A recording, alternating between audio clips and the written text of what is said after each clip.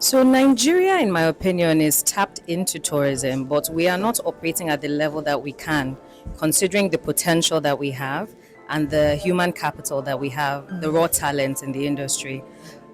Something that Stella Fubara, the keynote speaker, said today really, I think, hits home.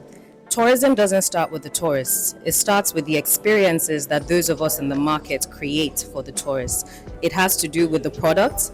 Is it being created and delivered at a high standard? For example, we are in the hospitality management space. We manage hotels and short-let apartments, and we deliver professional management services in that regard. Technical services advisory. We also do turnkey solutions, so we can take you from a greenfield project that's just starting construction to a fully blown and operational hotel. Now we ask ourselves, if we're not creating a product, the hotel rooms, the food and beverage, the entertainment, if we're not delivering those at a high standard, you're not going to have tourists come. If we're not marketing that we can deliver this to you, you're not going to have tourists come. And more importantly, if you're not investing in the people, the raw talent, not just in the cities, but also in the villages, if you're not teaching them how to curate, like Stella said, curate the culture to have it be an export so that people can understand what you're about, then you're really not in the business of tourism. So I think it starts with ourselves. We have to understand the products we're trying to deliver and curate it at a high standard, and also make sure that the delivery is excellent. The customer is always right. Our flagship hotel, for example, Amber Residence, which is in Ikeja GRA, it has 69 rooms. It's a business conference hotel at the 3-star level. We regularly have as our guests captains of industry who deliver events and have conferences at our hotels. We also have NGOs that have service level agreements with us where they host their events and sensitization programs there.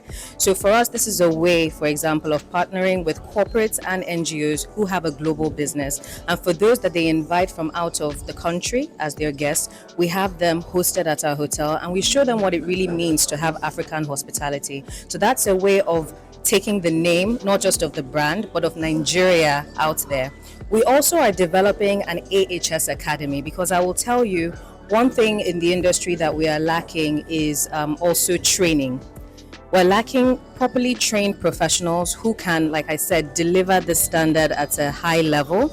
And so we are working on an AHS Academy where we're looking to partner with institutes of hospitality training schools, so that we can take raw talent, whether you've gone to school for hospitality or not, and teach you the tools of the trade.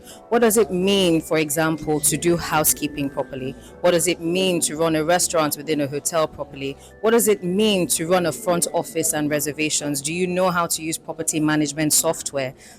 We recently had a retreat, actually, where all our general managers from the different cities in which we operate, Lagos, Benin, and Owerri, came to Lagos, and we were able to exchange ideas to see what's working in different parts of our business. And something that came up from there is that the AHS Academy we're developing definitely needs to accelerate, because beyond training people for our own brand, we're able to train leaders and hospitality professionals that can be deployed to several companies within the industry. So that's what we hope to contribute and are currently contributing. I've been able to meet with our fellow sponsors, including Ikogosi Warm Springs Resort, and I see that there's a lot that we can do together. We had a fantastic conversation, myself and Ada Matthews, about packages.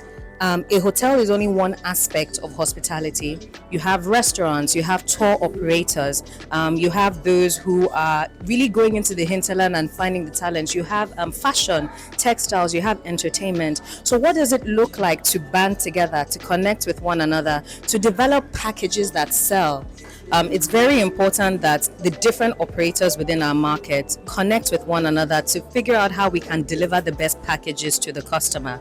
So if I manage hotels, for example, I necessarily need to partner with tour operators, partner with restaurants, partner with film houses and entertainment providers, dance companies. It's an entire ecosystem. Not one of us can make this industry successful. So I think we need to increase the level of partnerships and connections within the industry so that we're delivering packages that the customer loves. And we should be looking at tourism not just outwardly but inwardly. How do we get Nigerians to be interested in knowing what's happening all around, the country? Because if they have a good experience, they themselves, it's free publicity. They'll go outside the country and let people know this is a fantastic Hotel. This is a fantastic group. They're partnering very well. We have products that you'll enjoy.